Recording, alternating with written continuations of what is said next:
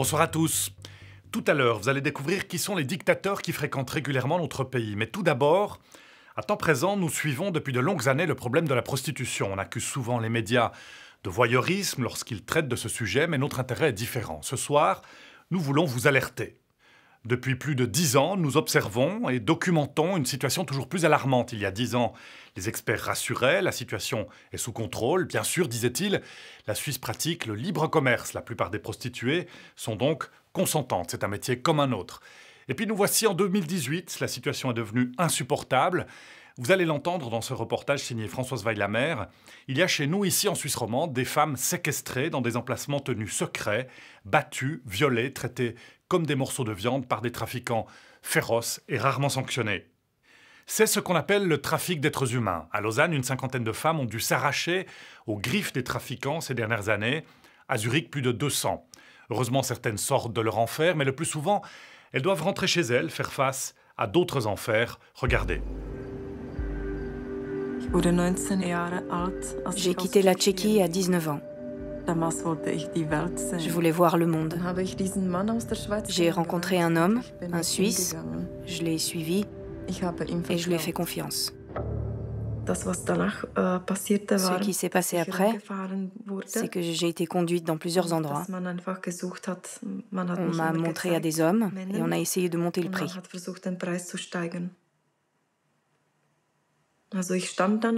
J'étais debout, au milieu d'eux, et ils me regardaient. Dans le restaurant où ils s'étaient rassemblés pour cela, ils me fixaient et ils se demandaient qui va proposer le plus d'argent pour m'avoir. Après, on ne me parlait même plus. J'étais un simple morceau de viande. Anna in Switzerland, c'est un documentaire choc qui a bouleversé le public suisse alémanique à sa sortie, parce que c'est l'un des seuls témoignages à découvert d'une victime de prostitution forcée en Suisse et du long chemin pour s'en sortir. Cette forme d'exploitation brutale, parfois féroce, est de plus en plus présente chez nous aussi en Suisse romande. Ces victimes arrivent-elles à s'échapper de ce milieu opaque, menaçant, et comment ?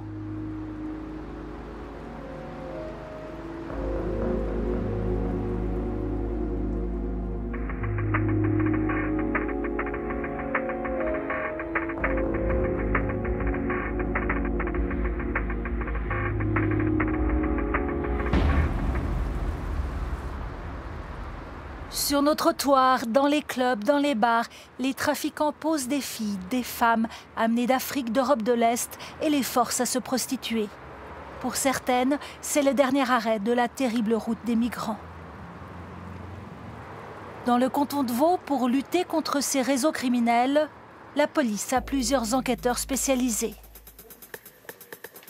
Ils mènent des investigations de terrain, discrètes, au contact des filles. Impossible de filmer cette brigade, cela compromettrait son travail. Mais le constat est inquiétant. Aujourd'hui, on a une présence assez forte de ressortissantes roumaines qui s'adonnent à la prostitution. On a une augmentation assez importante ces dernières années de ressortissantes bulgares. On a aussi des femmes qui viennent du Nigeria, qui s'adonnent à la prostitution. Et c'est notamment pour ces trois pays d'origine où on a eu des cas de traite d'êtres humains, où on a eu l'encouragement à la prostitution. Et donc, nos spécialistes sont particulièrement attentifs aux femmes qui viennent de ces pays-là. On a plusieurs enquêtes aujourd'hui qui sont en cours dans ce domaine, que ce soit l'encouragement à la prostitution ou la traite d'êtres humains, qui vont largement au-delà de nos frontières. Du côté des associations de soutien aux prostituées, on confirme. Moi, j'ai connu une période où il y avait beaucoup de femmes qui exerçaient la prostitution pour des motifs économiques. Et puis, petit à petit, avec l'arrivée de nouvelles nationalités comme les femmes bulgares et les femmes roumaines, on s'est rendu compte que ces femmes-là, probablement, n'étaient pas complètement libres d'exercer la prostitution. Cela fait plus de 15 ans qu'Anna Sermet vient en aide aux prostituées à Lausanne, sur le terrain et dès 2015 à la tête d'Astrée, un refuge pour victimes de toute forme de traite. Interdit d'y filmer pour raison de sécurité, à part les bureaux et l'entrée.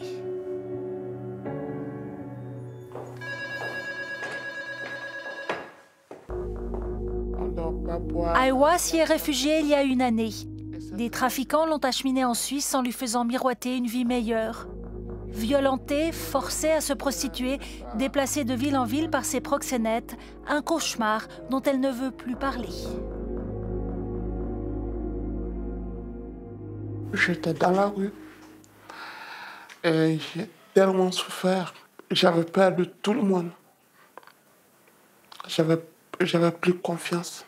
Personne, parce que le réseau que je suis tombée n'était pas bien du tout. Et j'avais peur aussi de la police. Parce qu'on m'avait dit que ce jour, si la police m'attrape, je vais avoir des problèmes. J'avais plus aucun document, donc... Mais bon, un jour, j'ai pris mon courage, mes deux courages à la main. Il y a une dame qui passait, puis je l'ai expliqué, je l'ai demandé. Je dis, franchement, j'ai des problèmes. Cette passante l'amène à Astrée. Dans d'autres cas, c'est la police ou des associations de terrain qui indiquent le refuge aux prostituées. C'est quand je suis arrivée, j'ai dormi 3 jours. Parce qu'avant, j'étais vraiment détruit. Ça n'allait pas au fond de moi. Je n'étais pas bien. Ouais. Avec l'ouverture d'Astrée mi-2015, les femmes exploitées ont désormais un lieu où se réfugier. En 3 ans, plus de 50 victimes de traite sont venues y chercher de l'aide. Celles qui sont particulièrement menacées peuvent habiter dans ce foyer de 9 places, en général entre 6 mois et 1 année. Ce sont des femmes avant tout traumatisées, effrayées, choquées, dans un état de stupeur. Je dirais que la traite, quelle que soit sa forme, met la victime dans un état de stupeur. Donc la victime n'arrive plus à réfléchir comme vous et nous pouvons le faire. Souvent, la personne ne se rend même plus compte qu'elle est victime, que ce qu'on lui demande de faire ou ce qu'on lui impose est hors limite. Et on a des personnes qui arrivent ici soit très effrayées et qu'il faut mettre en confiance jusqu'à qu'elles acceptent de raconter un petit bout de leur histoire, ou qui peuvent s'effondrer en larmes tellement leur vécu est douloureux. Ils faisaient pression sur moi. Une fois dans la forêt, ils m'ont forcé à m'agenouiller, mis un revolver dans la bouche. Et ils m'ont dit « Tu vas faire ce qu'on te dit maintenant, sinon on va s'occuper de toi, et pour de bon. Ça allait trop bien pour toi jusqu'à présent. »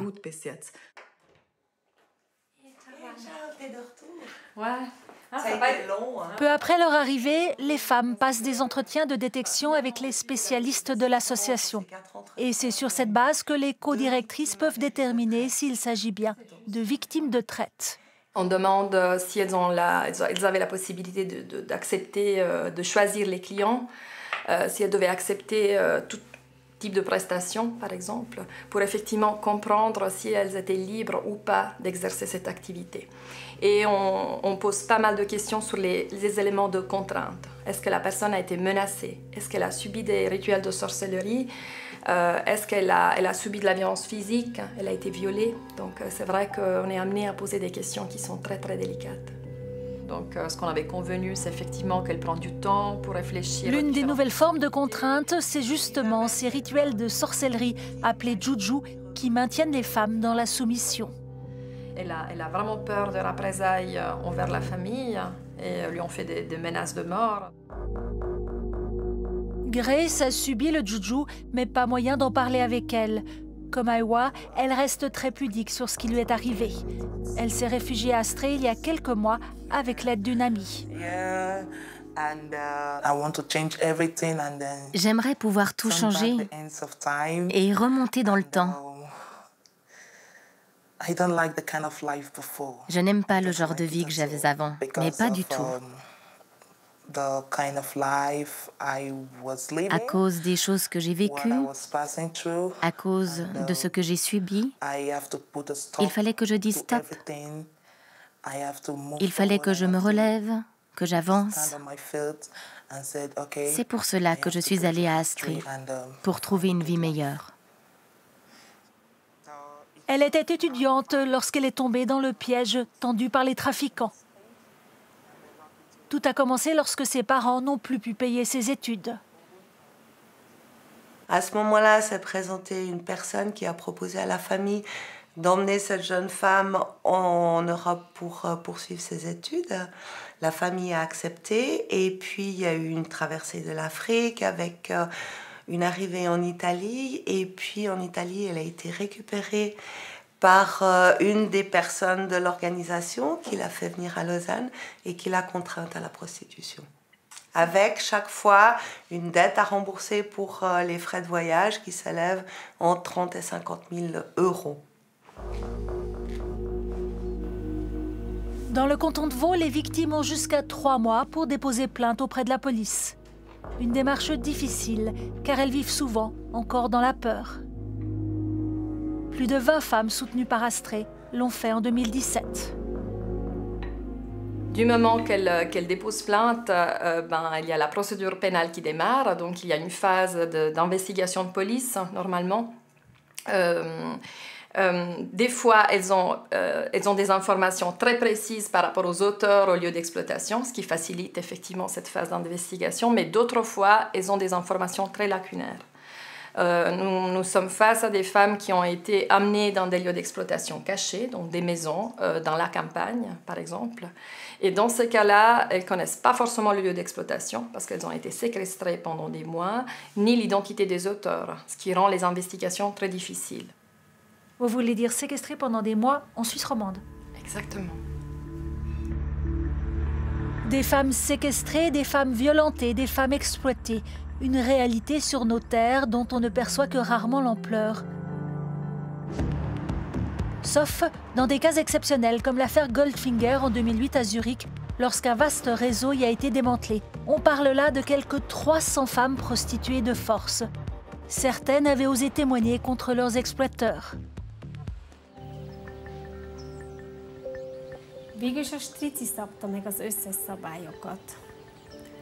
Mon souteneur m'obligeait à lui rapporter au moins 1000 francs par nuit. Il me fixait le nombre de minutes que je ne devais pas dépasser avec un client.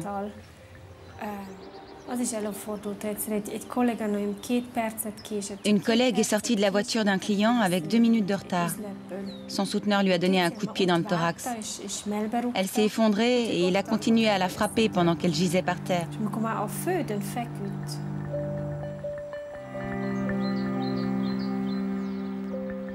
Plusieurs prostituées avaient alors été hébergées par le FITS, le plus ancien centre de soutien aux victimes de traite en Suisse. Ici, le fléau de la prostitution forcée est plus répandu encore. Chaque année, ce sont plus de 200 femmes que le FITS secourt, en majorité originaires d'Europe de l'Est. Pour cela, il dispose d'appartements protégés dans des lieux tenus secrets en région zurichoise.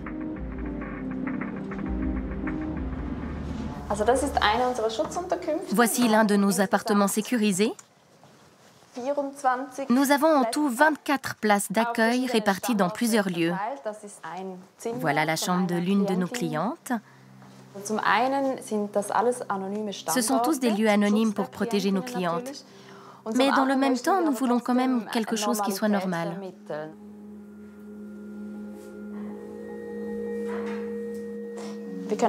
Voilà, on continue la visite. Ça, c'est la cuisine. 3 femmes sont actuellement hébergées ici. Toutes 3 ont déjà déposé plainte contre leurs exploiteurs et elles peuvent ainsi bénéficier d'une autorisation de séjour temporaire.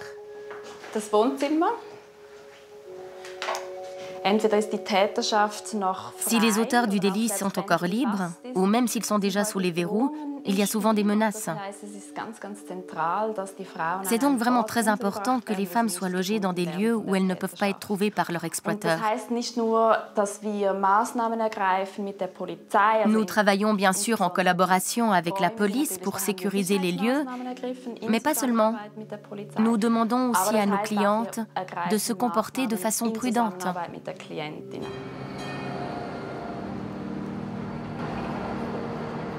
Parallèlement, dans les bureaux de l'association en banlieue zurichoise, on travaille sur leur dossier. Les victimes y ont rendez-vous avec des conseillères juridiques comme Irina.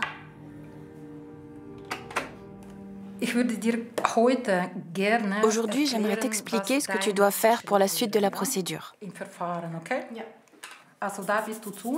Là, tu es venu chez nous. Là, tu t'es décidé pour la plainte à la police. C'était très intensif pour toi, mais c'est fini. Depuis, la police a beaucoup travaillé. La prochaine étape pour toi, ça sera la déposition au ministère public dans quelque temps.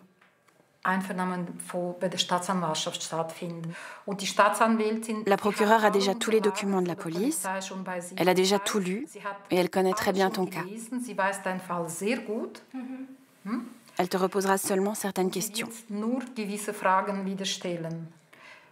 Tu as tout compris? Oui.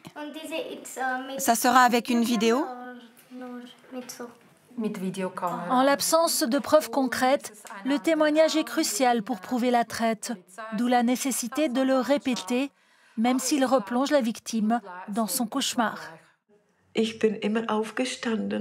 me suis toujours relevée. Je tenais jusqu'au prochain passage à tabac.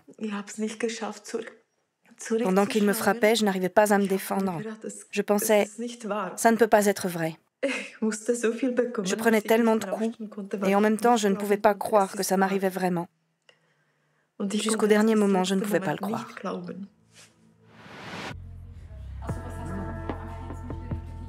Être aidé, accompagné, hébergé, cela fait partie des droits de la victime de traite du moment qu'elle a été exploitée sur territoire suisse. Mais ces droits inscrits dans la loi ne sont pas indéfinis.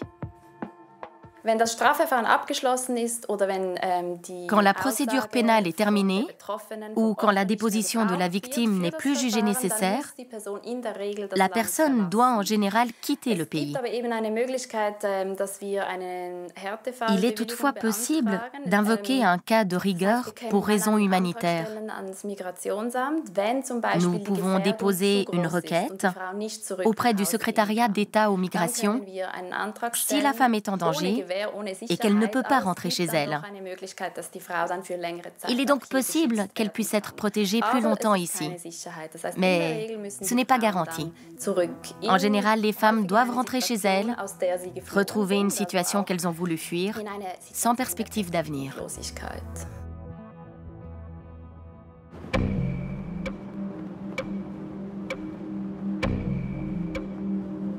Ces femmes courageuses, qui ont osé dénoncer leurs exploiteurs, se retrouvent ainsi pour la plupart à la case départ. Comme ici à Pernik en Bulgarie. C'est l'un des principaux pays de provenance des prostituées vendues en Europe et en Suisse. Pernik est un centre industriel et minier qui périclite depuis la chute du mur. C'est aussi une ville gangrénée par les trafics et le crime organisé. À leur retour, les ex-prostituées peuvent rester quelques mois dans des refuges créés par le gouvernement ou par des associations comme celle-ci à Pernik. Une première étape dans leur réintégration. Tu vas bientôt quitter notre centre, où nous avons passé une longue période ensemble. Quels sont tes projets? Je vais aller chez une amie qui va m'aider. J'aimerais trouver un logement et récupérer mes enfants qui sont placés dans une famille d'accueil. Voilà, c'est ça mes projets. Trouver du travail et réussir dans ma vie.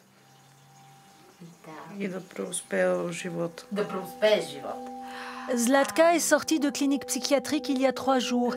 Elle est encore lourdement médicamentée.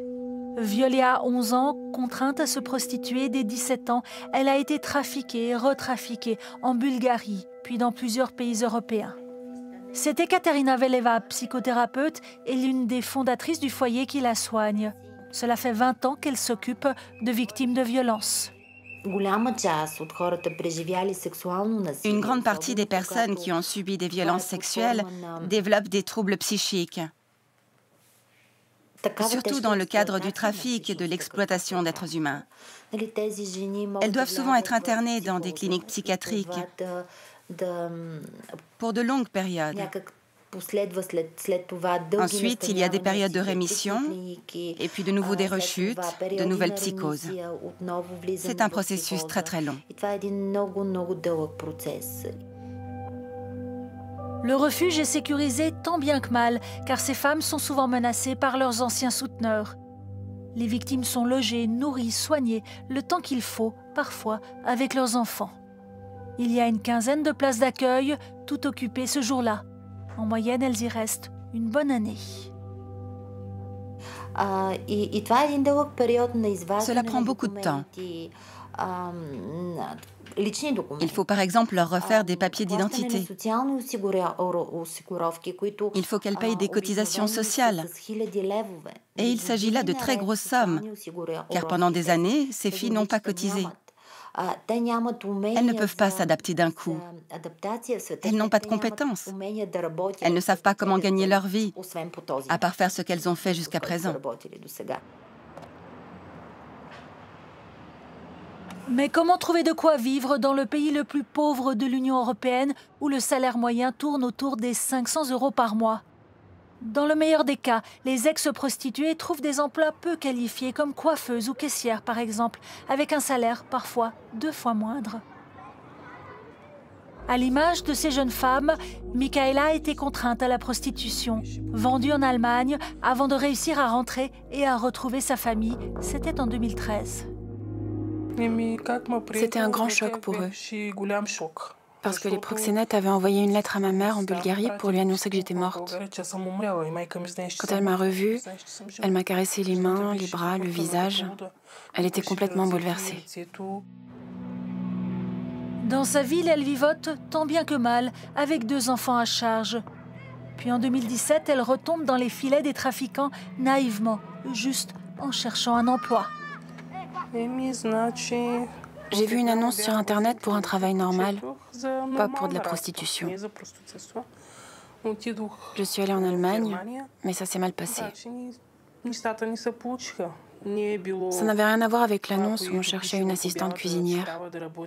C'est par la suite que j'ai compris qu'il s'agissait de prostitution.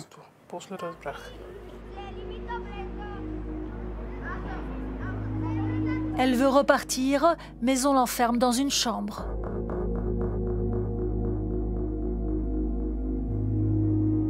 Je ne pouvais pas m'échapper.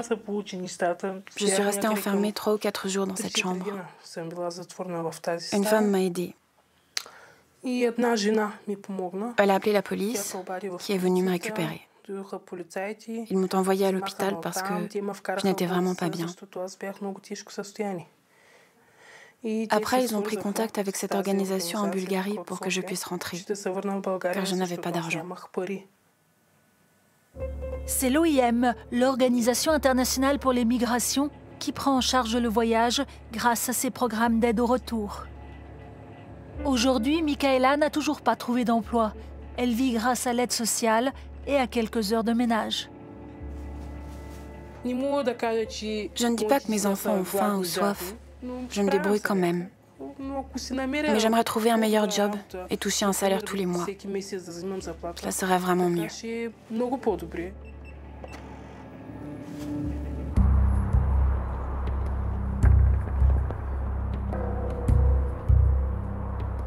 À Pernik, Ekaterina Veleva continue inlassablement à aider ses victimes, même si souvent les femmes qu'elle soigne se font reprendre et retrafiquer elles aussi. Cela peut paraître absurde, mais les trafiquants proposent une certaine sécurité à leurs victimes. Les filles qui retombent dans le trafic savent qui les a kidnappées, qui les enferme, qui les vend. Il y a comme une sorte de routine. Quand on leur donne à manger, même quand elles sont battues, tout se répète dans le temps.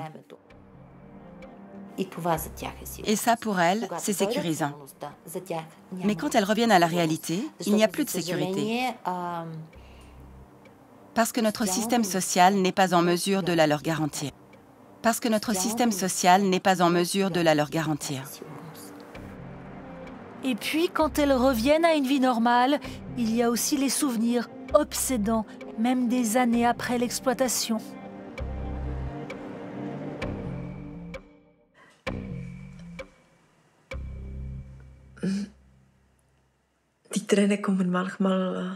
Les larmes me viennent parfois, pas parce que je suis encore bouleversée par ce qui m'est arrivé, mais en raison de mon impuissance. Et du temps qu'il m'a fallu pour comprendre et arriver à expliquer pourquoi je ne me suis pas enfuie.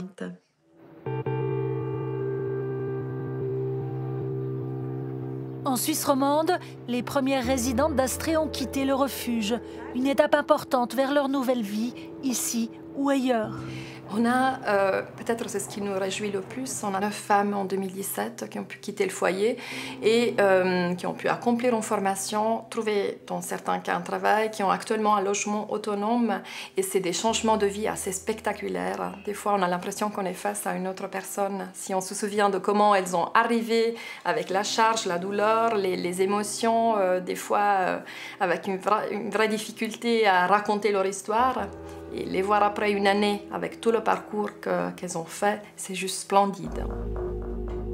Quant à Aiwa et Grace, elles sont au bénéfice d'une autorisation de séjour temporaire après avoir déposé plainte contre leurs exploiteurs. Elles devraient bientôt quitter le refuge. Mes espoirs, mon rêve, c'est de devenir une femme vertueuse, une femme indépendante. Pour dire aux filles qui sont là dehors que tout espoir n'est pas perdu. Tant qu'il y a de la vie, il y a de l'espoir. Il faut qu'elles résistent, qu'elles disent non au trafic d'êtres humains. Elles ne doivent plus être des esclaves, nous sommes tous humains. Il ne faut pas traiter les gens comme s'ils étaient des déchets.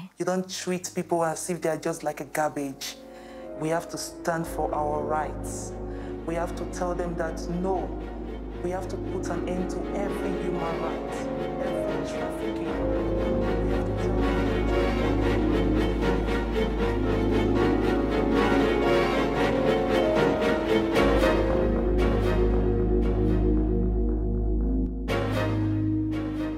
Signalons encore que la Suisse ne reste pas les bras croisés face à la traite d'êtres humains. Elle a lancé un plan d'action national qui, d'ici à 2020, doit en principe contribuer à améliorer la situation. À temps présent, nous suivrons régulièrement l'état de cette tragédie humaine qui se déroule sous nos yeux.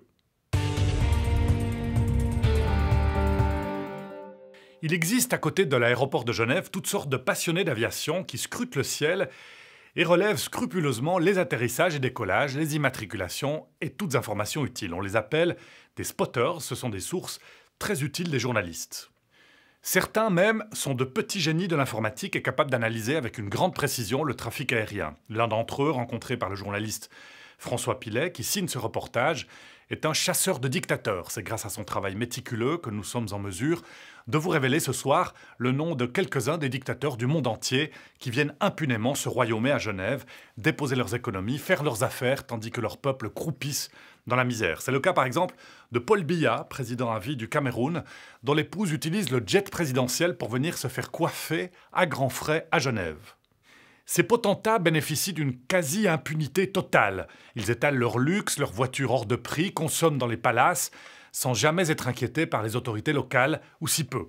Ce sujet est un document, il met le doigt sur une situation embarrassante pour la Suisse. À vous de juger. Genève, son jet d'eau, ses banques, ses organisations internationales. La cité de Calvin offre à ses visiteurs un cadre apprécié entre luxe, discrétion et neutralité. Elle s'enorgueillit d'accueillir les puissants. I'm very appreciative to Stéphane de Mistura Mais la ville attire aussi des visiteurs au pédigré moins reluisant. Monarques du Golfe, autocrates d'Asie centrale, potentats africains. Ils apprécient la discrétion légendaire de leurs hôtes. A mí me gusta Suiza. Ginebra, perdón. No Suiza, Ginebra. Son gente civilizada. Es lo que nos hace falta a la civilización para vivir en una sociedad moderna. Problème, l'argent que ces dictateurs dépensent sans compter est souvent détourné des caisses publiques de leur pays. Luxe, impunité et corruption, un mélange explosif qui alimente la colère. La Suisse n'est pas honte. C'est de l'argent volé aux gens. Pour en savoir plus, nous avons suivi la trace de ces régimes autoritaires et de leurs dépenses somptuaires autour de la rade. On a ici un modèle d'affaires qui est le modèle de développement économique du canton de Genève, qui est extrêmement risqué et qui est problématique. Visiblement, ces questions dérangent. Vous arrêtez de filmer, monsieur, s'il vous plaît. Non, on est sur le terrain public, on continue. Oui, non, mais vous arrêtez de filmer. Jusqu'ici, la présence de ces dictateurs à Genève était très secrète. Tout au plus, les passagers de l'aéroport pouvaient apercevoir çà et là les emblèmes exotiques de leurs avions se posant sur le tarmac. Mais quelque chose a changé. Internet a percé ce voile de secret. Comme souvent dans les révolutions technologiques, tout démarre de manière surprenante. Je suis anglais d'origine, du nord de l'Angleterre. J'ai fait mes études à l'Université de Londres, mathématiques et ensuite doctorat en informatique. Et puis ensuite, je suis venu travailler au CERN. Je suis resté des années avant de prendre ma retraite. Ayant habité juste ici à côté de l'aéroport, j'ai compris que il y avait de plus en plus d'avions, de plus en plus de bruit, etc. Mike Gerard préside l'ARAGE, l'association des riverains de l'aéroport de Genève. Son combat, lutter contre le vrombissement des réacteurs qui assourdit les habitants. Mais ce n'est pas tout. Je suis quelqu'un qui a développé sur le site de l'ARAG des outils pour traquer tous les avions parce que je me suis rendu compte qu'il y avait beaucoup d'avions qui n'étaient jamais répertoriés sur l'information de l'aéroport. Ces vols mystérieux qui n'apparaissent jamais sur les registres officiels, Mike n'est pas le seul à s'y intéresser. Le retraité du CERN fait partie d'une grande famille, celle des spotters, ces passionnés qui passent leur temps au bout des pistes pour observer les avions. Je m'appelle Jeremy Denton, j'ai 23 ans. Mon hobby, c'est les avions, l'aviation. Je fais ça depuis 2006. Alors mon but principal, c'est d'avoir une collection. Donc de les prendre en photo, de les exposer sur des sites et également de les entreposer dans ma collection à moi afin de vraiment avoir l'intégralité des flottes des aéronefs. La chose que pour nous, les spotters, est bien plus intéressant, c'est vraiment tous ces gouvernements, ces privés qui viennent de temps à autre. Ici, à Genève, c'est très souvent, étant donné qu'on est quand même localisé dans une plateforme internationale. C'est un terrain de chasse exceptionnel, Genève. Donc on a de temps à autre l'occasion de voir des bizjets et présidents, gouvernements assez énormes.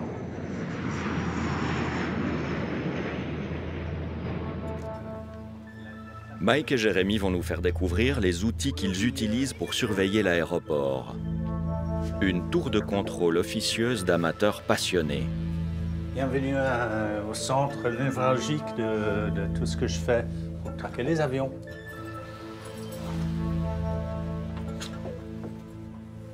Et puis ça, c'est l'avion qui vous intéresse. En fait, c'est un petit peu ce que les contrôleurs aériens utilisent, en fait. Hein. Oui. Qu'est-ce qu'on voit là? Là, par exemple, on a le code de vol AFR 89LB, donc le AFR qui correspond à Air France. Et on voit qu'il survole, hein, et là, il part direction nord à 32 000 feet, en direction de Paris. On voit tous les avions qui sont en vol dans un périmètre de 80 km. 80, oui. autour de Genève. Oui, le récepteur pour tous les messages de tous les transpondeurs dans un rayon d'une centaine de kilomètres. Il y a un programme qui reçoit tous les messages et qui essaie d'identifier les atterrissages et les décollages. Ça tourne tout le temps. Le radar de Mike détecte les signaux émis par les balises anti-collision des avions. C'est légal puisque ces signaux sont émis sur une fréquence publique. Grâce à ces informations, les ordinateurs de Mike répertorient, analysent et comparent les mouvements de tous les avions de passage. Ce radar va nous guider dans une traque d'un nouveau genre. Et à partir de ça, qu'est-ce qu'on peut observer? Comment on peut faire? Dis-moi ce que tu veux faire et je le fais. Quels sont donc les dictateurs qui fréquentent le plus souvent Genève? Prenons l'Afrique. Sur les 55 pays du continent, 27 sont désignés comme des dictatures. Parmi les autocrates qui les dirigent, l'un sort du lot. Paul Biya, le président du Cameroun. À 86 ans, il règne sur son pays depuis 1982. Réélu 6 fois avec des scores soviétiques, il pourrait briguer un 7e mandat cette année. Paul Biya aime les rives du Léman. Il y vient chaque année depuis près de 40 ans. Son épouse Chantal l'accompagne pour son shopping et pour faire soigner son impressionnante coiffure. Vous n'avez pas trop froid? Non. Non, ça va? Ça va. Par rapport aux données de Mike, on voit très bien ici, sur l'année 2017, que le président camerounais, en question Paul Biya, il a utilisé son avion pour venir à Genève le 24 mars, le 12 avril, le 14 septembre, le 17 septembre, le 26 septembre et le 21 octobre 2017. On voit bien également que sur ces dates-là, il est arrivé un tel et tel jour et il est parti grosso modo en 10 jours et 10-15 jours après son arrivée. Donc on voit bien qu'il reste un moment. Pour la première fois, il devient possible de répertorier précisément ses allées et venues, et donc aussi d'en estimer le coût. Le président camerounais n'a pas un avion propre à lui, et il est obligé de passer par d'autres compagnies en question, de compagnies d'affaires, pour utiliser l'avion à titre personnel pour ses voyages privés. Vous avez une idée de combien ça coûte, la location d'un avion comme ça? Je n'ose pas y penser. Des milliers et des milliers de francs, j'imagine. Voici la réponse. Le coût d'un vol Yaoundé-Genève aller et retour en avion de location pour une 60aine de personnes se monte à 800 000 francs.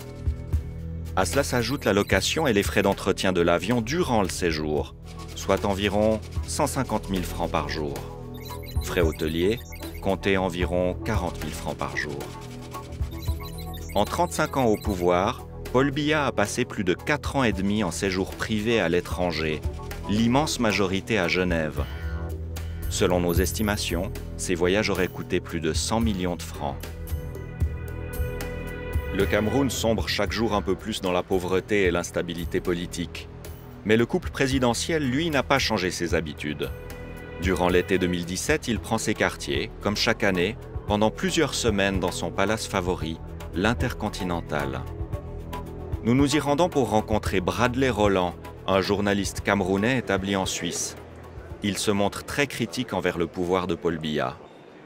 Les gardes du président sont partout et le personnel de l'hôtel est aux aguets. Voici la neutralité suisse à l'œuvre.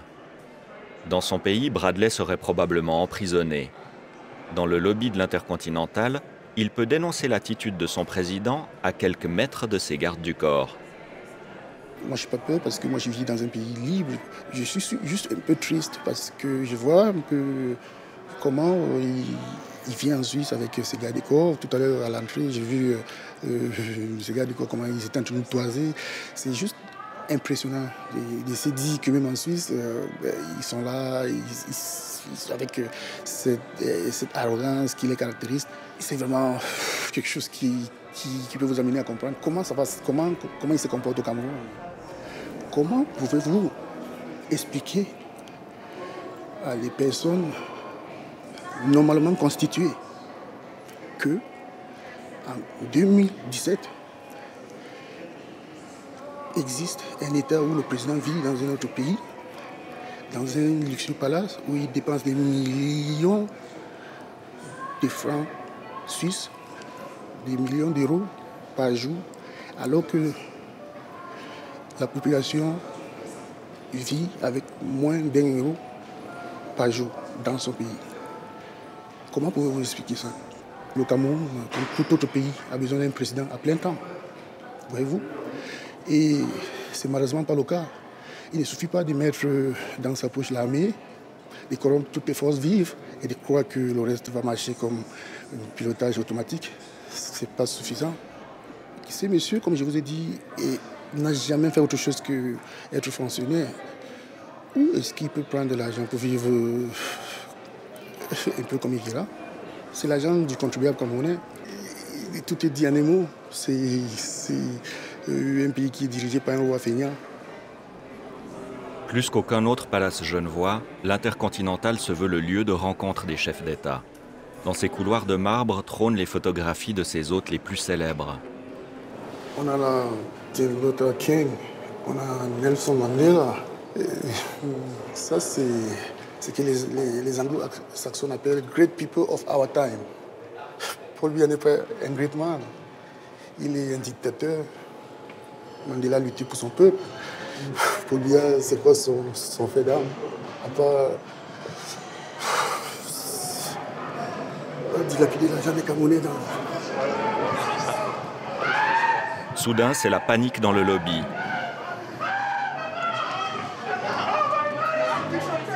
À l'extérieur, des Camerounais viennent crier leur colère sous les fenêtres de leur président.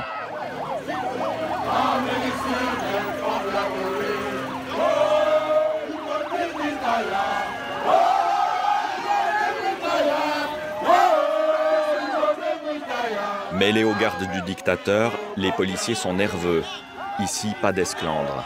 Il ne faut pas déranger les résidents de l'hôtel. Parce qu'elle n'est pas autorisée, cette manifestation. Donc vous vous mettez en travers de la loi, en filmant ça et en mettant ça sur les réseaux. C'est tout. Le film, c'est mon droit, je suis journaliste sur la voie publique. Je vous demande gentiment, c'est la police, c'est un ordre de police. Je crois que c'est mon droit de filmer cet événement. Je suis chez moi, je suis chez moi. Allez, dégage, je suis chez moi, je suis chez moi. Ah, quel bon métier. Aïe! Ah! La violence! C'est filmé! C'est filmé! Nous décidons de poursuivre pour comprendre la colère des manifestants et pour savoir ce qu'ils attendent de la Suisse. La ville de Genève va nous expliquer l'argent des impôts qui paye ça pour gérer les places publiques. Ils doivent nous expliquer. On va reculer. On va reculer. Oui, on va reculer. Est-ce que le service sécurité ici, d'accord? Oui, ok, voilà. Mettez-moi le kit. Mais eux qui parlent, ils ne vont pas partir. Il est derrière nous. Non, qui va là-bas? Le Cameroun doit changer aujourd'hui. Le Cameroun doit changer ici. Et le stade du Cameroun, nous on parle chez nous. Bonjour s'il vous plaît. Bonjour. Tranquille s'il vous plaît. Tranquille. On va se parler comme des gens normaux. Qu'est-ce qui se passe? Alors, vous arrêtez de filmer, monsieur, s'il vous plaît. Nous sommes pour la presse suisse. Non, on est sur le terrain public, on continue. Oui, non, mais vous arrêtez de filmer. Non, on continue. Qu'est-ce qui se passe? Alors, est-ce que Paul Biya vit en Suisse? Est-ce que chez lui c'est en Suisse? C'est une question. Vous parlez de monsieur Biya, c'est ça? Monsieur Biya, parce qu'il est là. Il devait être chez lui, en train de régler les problèmes chez lui. Parce que si on ne tuait pas les gens chez nous, criez pas, monsieur, criez pas. Qu'est-ce que vous voulez maintenant? Qu'est-ce que vous... Qui rentre chez lui? D'accord, mais ça va être compliqué, monsieur. Criez pas, monsieur, criez pas. Qu'est-ce que vous voulez maintenant? Qu'est-ce que vous... Qui rentre chez lui? D'accord, mais ça va être compliqué, monsieur. Moi, je ne peux rien exiger du président Biya, vous comprenez bien. Vous comprenez bien. Donc, ce que je vous demande, c'est que vous avez fait vos revendications, on a pris note. On transmettra au département fédéral. On était déjà là-bas. Voilà, d'accord. On prend note et simplement maintenant, entre gens raisonnables, on vous demande de quitter les lieux. Paul Biya vient aussi. Est-ce qu'il est requérant d'asile depuis 35 ans en Suisse? Ça, c'est la bonne question qu'on pose. S'il est requérant d'asile, qu'on lui montre son permis de séjour. Parce qu'il dirige le Cameroun depuis Genève. Il a 400 personnes avec lui. Payé par les contribuables, payé par l'agent de pétrole de chez nous, la partie anglophone qui l'a plié, qui est en ruine. Et là, on ne peut pas laisser passer ça. Il faut que la Suisse se réveille. Il faut que des Suisses joignent en nous pour dénoncer ça. Les autorités ont pris note, mais au final, la Suisse ne posera aucune question à Paul Biya. La manifestation ne l'empêchera d'ailleurs pas de revenir à Genève quelques mois plus tard pour prolonger encore sa luxueuse villégiature.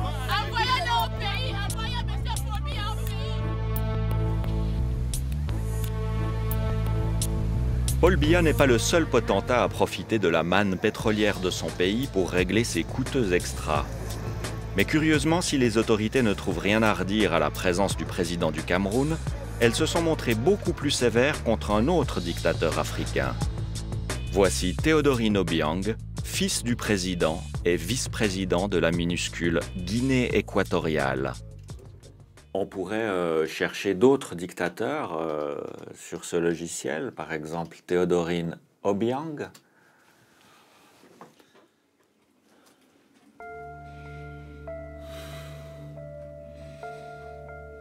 Je ne sais pas si ça peut marcher, mais voilà. Là, je suis cherché par le propriétaire. Comme son père avant lui, Théodorine Obiang voue une véritable passion à Genève et à ses palaces. Depuis 2008, ses jets privés y ont effectué plus de 200 séjours. C'est près de 2 visites par mois. Autant dire que Théodorine a fréquenté Genève plus souvent que n'importe quel autre chef d'État. C'est ici qu'il avait ses habitudes à Genève. Fan de jets privés et de voitures de luxe, il affiche volontiers son quotidien de despote jet-setter sur les réseaux sociaux.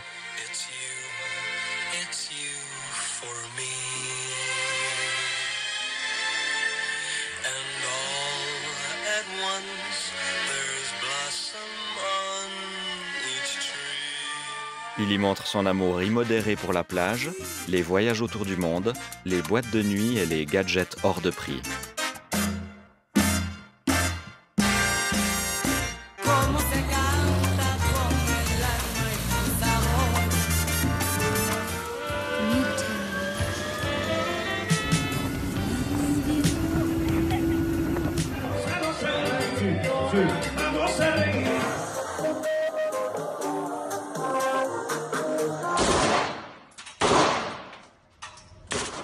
Il montre aussi son amour pour la Suisse quand il atterrit à Genève et fait un petit tour par les pistes de Gstaad.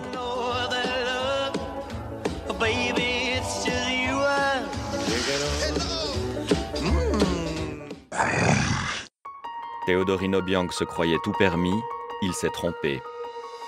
La justice a fini par le rattraper.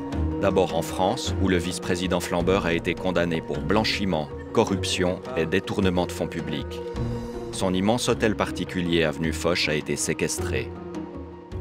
C'est spectaculaire sur le sentiment d'impunité absolue de ces gens. Et bien tout ça, c'est autant de services publics hospitaliers, scolaires, de routes non construites.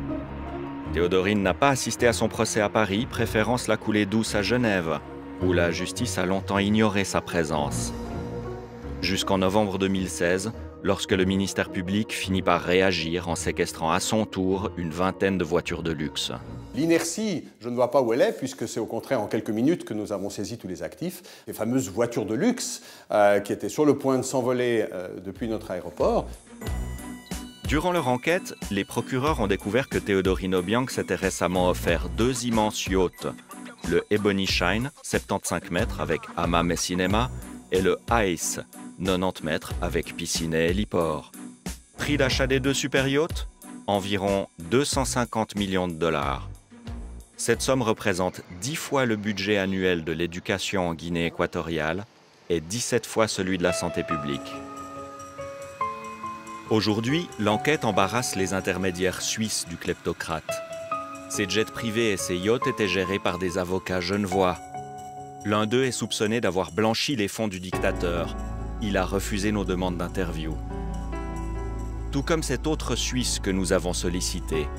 Surnommé le majordome dans l'entourage du maître, ce roman est l'assistant personnel de Théodorine Obiang.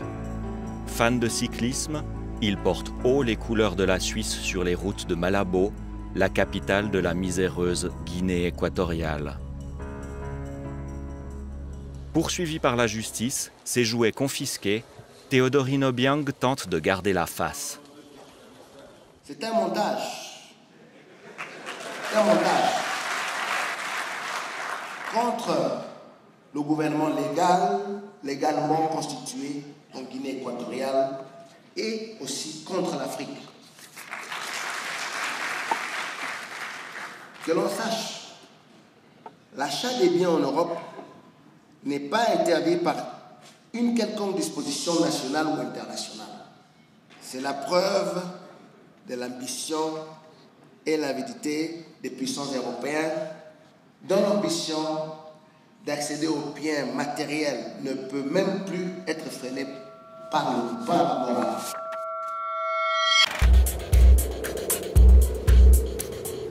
Les données de Mike sont loin d'avoir livré tous leurs secrets. Dans le sillage des dictateurs africains apparaissent d'autres dynasties pétrolières. Le Kazakhstan est dirigé depuis 27 ans par le très autoritaire Nursultan Nazarbayev. Les jets privés opérés par son gouvernement se sont posés plus de 12 fois à Genève l'an dernier. Comment s'explique cette passion? Voici une des réponses. L'immobilier. Plus discrets que les potentats Biya et Obiang, les proches du régime kazakh abritent leur fortune derrière les hautes haies des banlieues les plus chics de Genève, comme ici à Asnières. En 2009, la fille du président Nazarbayev, Dinara Koulibayeva, est venue s'y installer. Pour 74 millions de francs, elle avait fait l'acquisition de ce qui était alors la demeure la plus coûteuse du canton.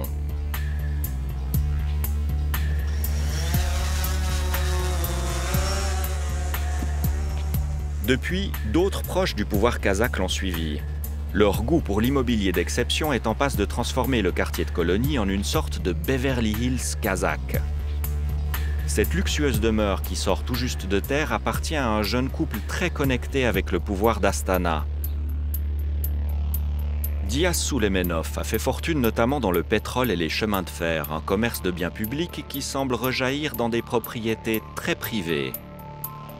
À son arrivée en Suisse, Madame Suleimenova avait fait une offre pour acquérir une des plus grandes parcelles de colonie. Le montant posé sur la table, 90 millions de francs. La vente ne s'est malheureusement pas conclue. Le couple s'est alors résigné à acheter le jardin et à y faire bâtir une maison toute neuve. Coût de l'opération, plus de 40 millions de francs, sans la décoration. Et en francs, sans la décoration. Et on n'en reste pas là.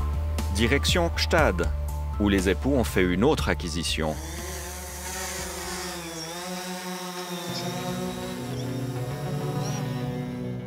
Posé au fond d'un vallon à l'écart de la station, d'apparence modeste, ce chalet bardé de sécurité a coûté la bagatelle de 14 millions de francs. Contactés, les époux Suleimenov n'ont pas souhaité donner d'interview. À Lausanne, l'ONG Publicae a conduit de nombreuses enquêtes sur les liens entre pétrole et corruption. Olivier Longchamp et Marc Guénia découvrent l'impressionnante demeure des époux Suleimenov. La maison se trouve à quelques dizaines de mètres de Genève-Plage, mais elle reste parfaitement invisible. Il y a plusieurs voyants rouges en termes de corruption qui sont allumés lorsqu'on a des transactions de ce style. D'abord parce qu'on a avec des personnes qui sont des personnes exposées politiquement ou proches de personnes exposées politiquement. Ensuite parce qu'on est avec des transactions qui impliquent des volumes d'argent extrêmement importants en provenance de pays dans lesquels les risques de corruption sont notoires, patents, connus, documentés par de très nombreuses affaires en Suisse même depuis bientôt 2 décennies. Et du coup, on se pose toute une série de questions quand on voit ce genre de choses. Est-ce que, au fond, les intermédiaires financiers qui reçoivent ces fonds, ceux qui sont impliqués dans l'achat de ce type de propriété, les différents facilitateurs qui permettent à ce type d'opération de se faire, est-ce qu'ils appliquent correctement leurs devoirs en matière anti-blanchiment? Est-ce qu'ils essayent de documenter l'origine de ces fonds? Ou est-ce qu'au contraire, on a affaire à des gens qui préfèrent plutôt, en règle générale, ne pas trop se poser de questions, qui préfèrent ne pas savoir? D'où vient l'argent? Sur ce point, on préfère fermer les yeux. Ce qui intéresse bien plus, c'est de le recevoir. Et là, les autorités savent se montrer très accueillantes. On voit qu'on a un dispositif légal qui est destiné à attirer ce genre de personnes en Suisse, à leur offrir toute une série de facilités qu'on n'offre en règle générale pas à des étrangers, mais à partir du moment où on est suffisamment riche, au nom d'un intérêt public prépondérant, les pouvoirs politiques peuvent décider d'offrir toute une série de passe-droits. Et ça, pour nous, c'est quelque chose qui est assez problématique. On a ici un modèle d'affaires, qui est le modèle de développement économique du canton de Genève, qui est extrêmement risqué et qui est problématique. Pourquoi la justice genevoise a-t-elle fini par collaborer dans le cas Obiang et pourquoi ne se penche-t-elle pas sur Paul Biya ou les dépenses kazakhs? Le ministère public genevois que nous avons sollicité a refusé de s'exprimer. Mike et les spotters de Cointrin, eux, continuent leur traque. Et avec leurs outils, ils nous rappellent que nous vivons dans un monde où la technologie éclaire sans cesse de nouvelles zones d'ombre. Cette information est librement disponible sur la toile. Il est possible de découvrir beaucoup de choses que parfois certains auraient bien aimé cacher.